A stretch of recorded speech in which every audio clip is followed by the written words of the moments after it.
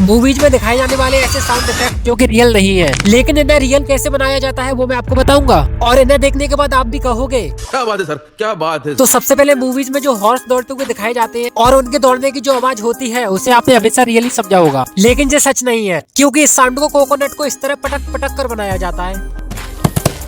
Next, सच में मैंने ये कभी नहीं सोचा कि मूवी में जो सांप के चलने की आवाज होती है वो रियल नहीं है, क्योंकि इसे बनाने के लिए हाथों में ग्लव्स पहनकर रेत पर इस तरह रगड़ते हैं और उसके बाद इसे एडिट करके एकदम प्रोफेशनल बना दिया जाता है। नेक्स्ट, फिल्मों में यार जो हड्डियां टूटने की आवाज होती है वो भी रियल नहीं होती, कम से कम इसे तो रियल रहने देते। खैर मजाक से हटके सब्जियों को तोड़कर बनाया जाता है। और वीडियो अच्छा लगा तो वीडियो को लाइक कर देना और चैनल को सब्सक्राइब कर लेना ऐसे और वीडियो देखने के लिए।